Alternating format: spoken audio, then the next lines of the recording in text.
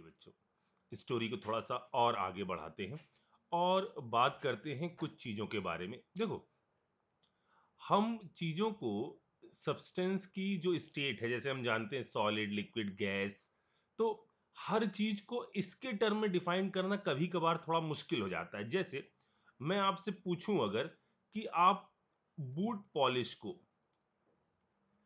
किस कैटेगरी में रखोगे, या हेयर क्रीम जो सर में लगाने वाली जेल नहीं आती है, उसको आप किस कैटेगरी में रखोगे? क्या ये सॉलिड है, क्या लिक्विड है, क्या गैस है, किस कैटेगरी में है?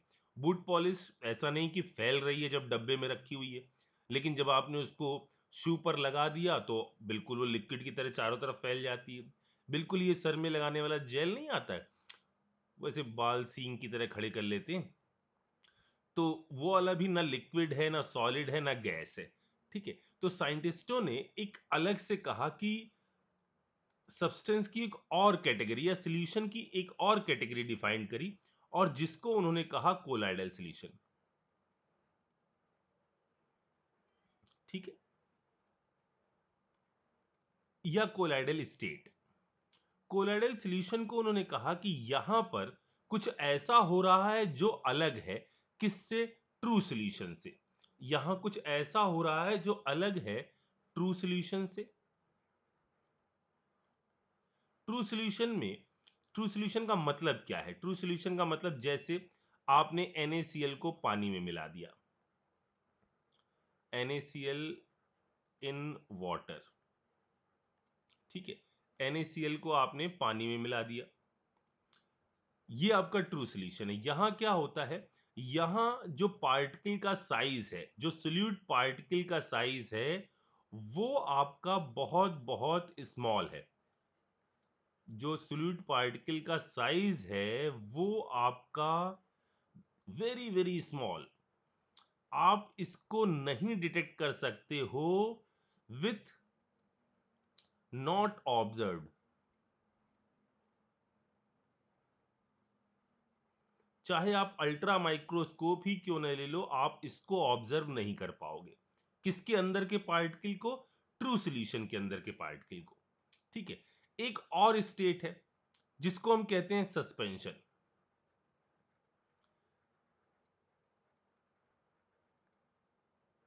सस्पेंशन के अंदर क्या होता है, यहां पर पार्टिकल का साइज काफी बड़ा है, जैसे लाइम इन वाटर, चूना पत्थर, लाइम इन वाटर, इसके बारे में बात कर लो। या आप बात कर लो बालू, सैंड मिला दो, सैंड, भालू नहीं बालू, सैंड इन वाटर। ठीक, तो यहां पार्टिकल साइज कैसा है? बहुत बड़ा है, सॉल्यूट पार्टिकल का साइज काफी लार्ज है।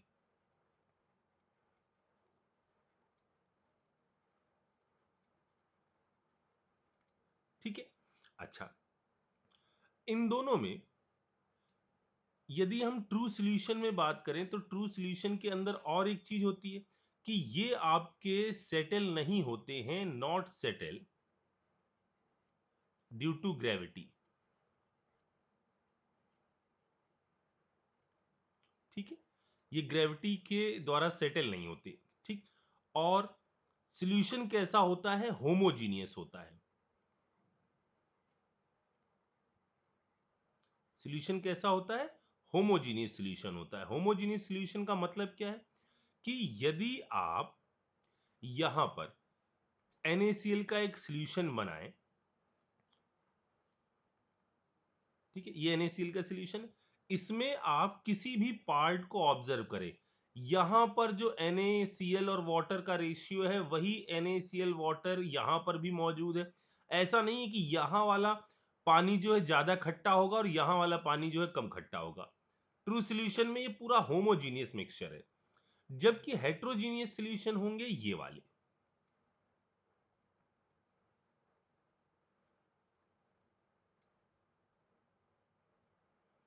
हेट्रोजीनियस सॉल्यूशन मतलब ये पार्टिकल क्या होंगे, ग्रेविटी में तुरंत सेटल हो जाएंगे, बहुत भारी होते हैं। ठीक है ना, बालू आपने लिया, लाइम लिया, तो थोड़े दिन बाद, थोड़ी देर बाद वो क्या हो जाएंगे, नीचे बैठ जाएंगे। तो ऊपर वाला आपका अलग टाइप का है, नीचे वाला के अंदर कॉन्सेंट्रेशन कैसा है, ज्यादा।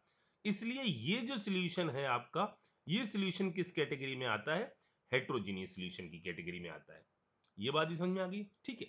ये दो एक्सट्रीम लिमिट के बीच में एक ट्रू सॉल्यूशन है, एक सस्पेंशन है, इनके बीच में आता है आपका क्या, कोलाइडल सॉल्यूशन, जिनके अंदर पार्टिकल साइज ना ज्यादा छोटा है और ना ज्यादा बड़ा है। यहां जो पार्टिकल का साइज है, पार्टिकल का साइज यहां जो बोला जाएगा वो किस चीज को बोला जाएगा? देखो, कोलाइडल सॉल्यूशन के लिए हम दो चीजों को, दो टर्म को डिफाइन करते हैं। पहला टर्म है डिस्पर्स्ड फेज, ठीक है। दूसरा है डिस्पर्जन मीडियम।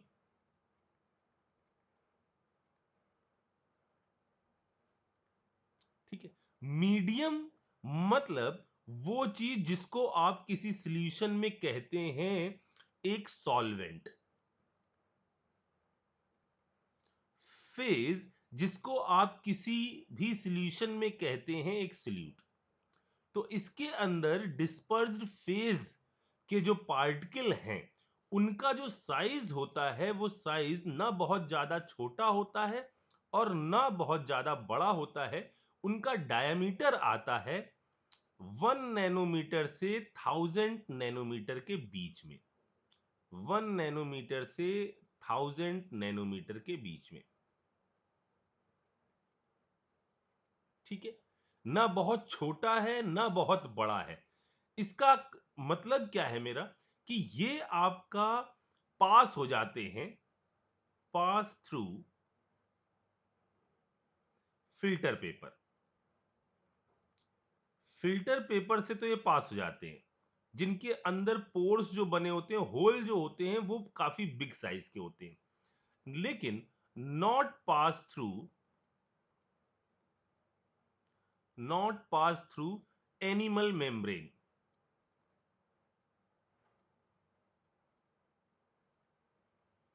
एनिमल मेम्ब्रेन के थ्रू ये पास नहीं हो पाते हैं। इनका पार्टिकल साइज इतना छोटा नहीं होता है कि ये आपका मेम्ब्रेन के थ्रू पास हो सके, ठीक है ना।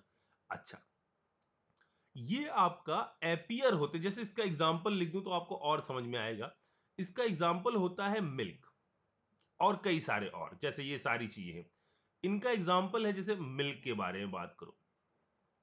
मिल्क दिखने में ऐसा लगता है कि ये पूरा होमोजीनियस है, कि यहां आप मिल्क ले लो यहां पर या यहां पर मिल्क ले लो, तो इन दोनों जगहों पर मिल्क बिल्कुल सेम सा रहेगा, उसके अंदर कोई फर्क नहीं रहेगा।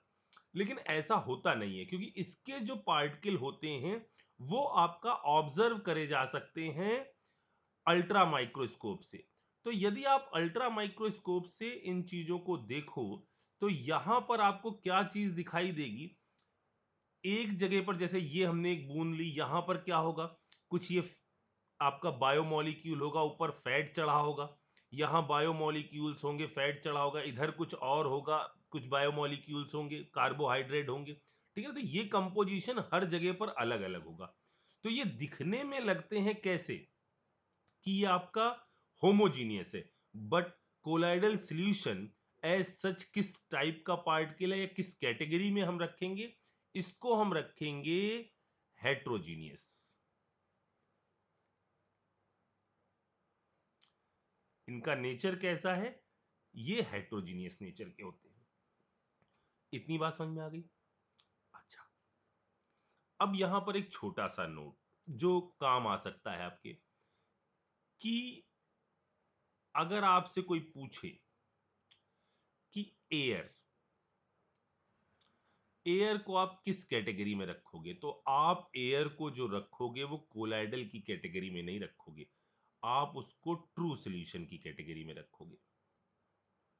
एयर आपका कोई हेट्रोजीनियस सिस्टम नहीं है, ठीक है ना। ये होमोजीनियस सिस्टम है। आप कहीं पर भी हो, यहां पर हो, जापान में हो, चीन, चीन मत जाना, कहीं पर भी हो, आप जैसा O2 आप एयर से यहां पर ले रहे हो, यहां पर ले रहे हो, मतलब पूरा जो सॉल्यूशन है वो कैसा है, पूरा सिस्टम ये कैसा है आपका, ट्रू सॉल्यूशन है, एक होमोजीनियस मिक्सचर है। मेरी बात समझ में आई। अगर ऐसा ना होता तो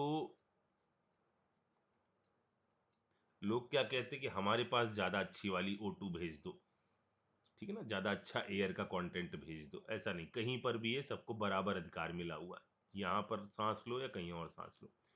समझ में आई मेरी बात? एयर आपका ट्रू सोल्यूशन है, ये बात याद रखना, ये आपका कोई कोलाइडल सोल्यूशन नहीं है, ठीक है। अब अब मैं आगे जो बात करने जा रहा हूं वो मैं करने जा रहा हूं क्लासिफिकेशन।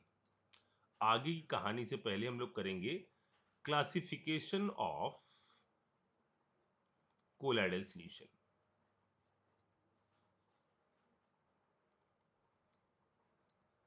देखिए, ये कोलाइडल सॉल्यूशन का क्लासिफिकेशन है अलग अलग बेसिस पर, लेकिन सारे बेसिस में हम कोलाइडल सॉल्यूशन को ही क्लासिफाई कर रहे हैं। मतलब यदि कोई एक टीचर आके क्लास को 2 भागों में बांटना चाह रहा है या 3 भागों में बांटना चाह रहा है, तो उसका ये खुद का तरीका हो सकता है कि कोई कह सकता है कि जो भी बच्चे फ्रंट रो में बैठे हैं 4 रो तक वो अलग हो जाएं, बाकी वाले अलग हो जाएं, ऐसे करके।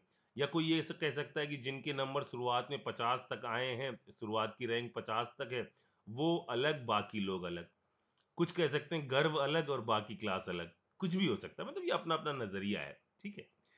तो क्लासिफिकेशन ऑफ कोलाइडल सॉल्यूशन को हम किस तरह से इसको क्लासिफाई करते हैं, इसमें सबसे पहला क्लासिफिकेशन है on the basis of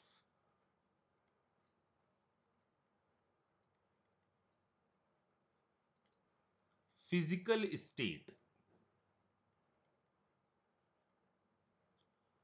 on the basis of physical state of DP and DM। अब DP और DM का मतलब समझ में आया? ये है आपका डिस्पर्ज फेज और डिस्पर्जन मीडियम के हिसाब से कि दोनों में क्या है, सॉल्यूट किस फेज में है, सॉल्वेंट किस फेज में है, इसके हिसाब से क्लासिफिकेशन किया गया है। ये है क्लासिफिकेशन का पहला तरीका, ठीक है। इस तरीके में आपको मुझे कुछ चीजें याद करवानी है, वो मैं अभी एनसीईआरटी से दूंगा। लेकिन पहले इस तरीके में एक छोटा सा चीज हम लोग यहां समझ लें कि यदि हमारा, एक सेकेंड, यदि हमारा क्या हो गया, यदि हमारा, भैया,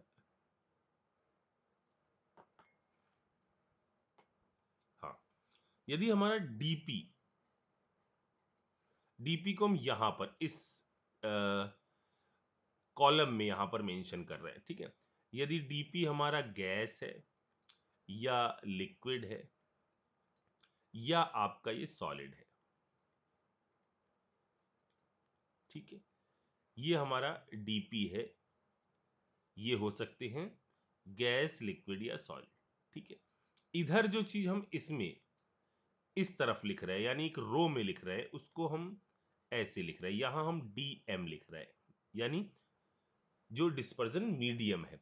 ये मीडियम आपका गैस, लिक्विड या सॉलिड, ठीक है।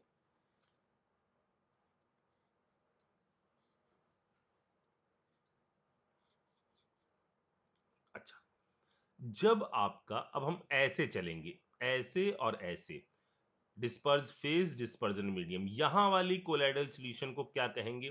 तो गैस और गैस जनरली मिक्स होंगे तो उसको हम कोई भी कोलाइडल सॉल्यूशन नहीं कहते, वो होमोजीनियस मिक्सचर होता है, अभी हम लोगों ने देखा, ठीक है। जब आपका लिक्विड और गैस इन चीजों को मिक्स करेंगे तो ये होता है एरोजोल, ये होता है एरिजोल,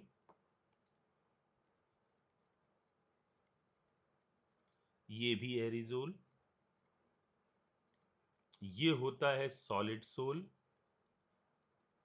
ऐसे दिमाग में मैंने बैठाया, ये भी सॉलिड सोल। पहले तो हम ये कर लेते हैं, ठीक है। फिर यहां बची चीज 1 2 3 और ये, ठीक। तो यहां है FES और यहां G, face every situation with guts, ये है सक्सेस की की।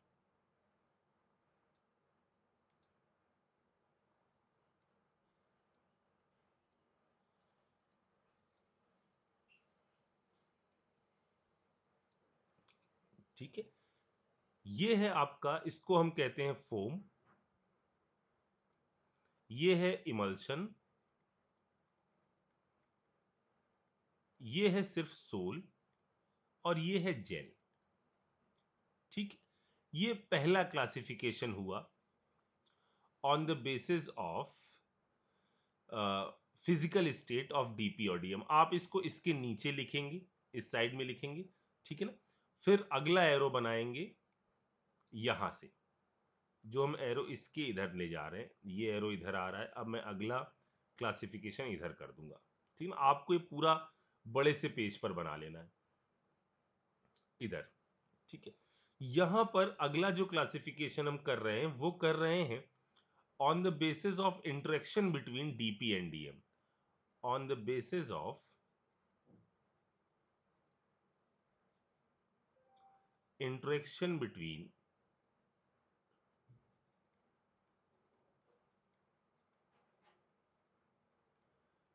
DP and DM। ठीक है, इसके हिसाब से यदि हम कोलाइडल सॉल्यूशन को बांटना चाहें, अगर किसी ने इसको आधार बनाया है तो उसके लिए कोलाइडल सॉल्यूशन को दो भागों में बांटा जाएगा। ये दो भाग होंगे, अभी हम एक और एरो इधर से निकालेंगे, ठीक है ना। तो इसको याद रखिएगा कि हमें किस तरह से इसका क्लासिफिकेशन करना है। तो जो ये क्लासिफिकेशन है ये है on the basis of interaction between DP and DM. इससे हम कोलाइडल सॉल्यूशन को दो भागों में बांटते हैं। पहला है लायोफिलिक। लायोफिलिक का मतलब क्या है, जो आपका ऐसा हो जिसमें डीपी और डीएम के बीच में इंटरेक्शन कैसे हो, अच्छे हो, आराम से ये चीज बन सकती हो, लिक्विड लविंग हो, जो लायोफिलिक। और दूसरा भाग है लायोफोबिक। ठीक है, तो इस इंटरेक्शन से हम चीजों को इस तरह से दो भागों में बांटते हैं। इसके बाद तीसरा क्लासिफिकेशन है जो है on the basis of size. समझ में आया आपको कैसे लिखना है इसको। तीसरा इंटरेक्शन है ऐसे, यहां है on the basis of size of DP. जो सॉल्यूट के पार्टिकल हैं उनके साइज के हिसाब से इनको क्लासिफाई किया सकता है। सर साइज तो एक फिक्स होता है कि यहां से यहां तक हो सकता है, नहीं, यहां पर यह भी तो हो सकता है कि कुछ में बहुत छोटी छोटी चीजें मिलकर 1 नैनोमीटर से 1000 नैनोमीटर के डायमीटर के बीच में आई हो, या अकेला मॉलिक्यूल ऐसा हो जो इस रेंज में आ गया हो, ये चीजें हो सकती हैं। तो इसके हिसाब से इसको डिवाइड किया गया है। ठीक है, अभी हम इसका डिस्कशन करेंगे। ये हो गया दूसरा क्लासिफिकेशन जो नीचे गया है, ये तीसरा क्लासिफिकेशन। ठीक है, इसमें हमारे तीन भाग है। पहला है माइक्रोमोलिकुलर,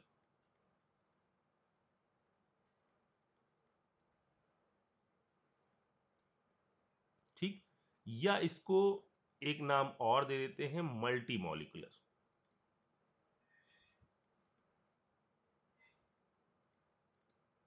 दूसरा है हमारा मैक्रोमोलिकुलर,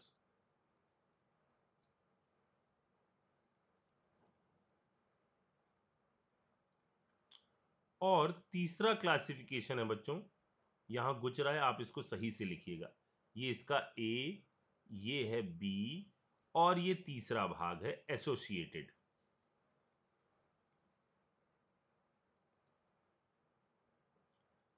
एसोसिएटेड कोलाइडल। ठीक है, ये थर्ड पार्ट है, ए बी सी। तो पहले इसको लिखो, फिर मैं इसका डिस्कशन करता हूं अगले में कि इनका क्लासिफिकेशन कैसे किया गया। मैं इस पर अब बात करूंगा, थर्ड वाले पर। ठीक है ना, चलो पहले इतना करो, फिर मैं बताता हूं आगे कैसे करना है इसको।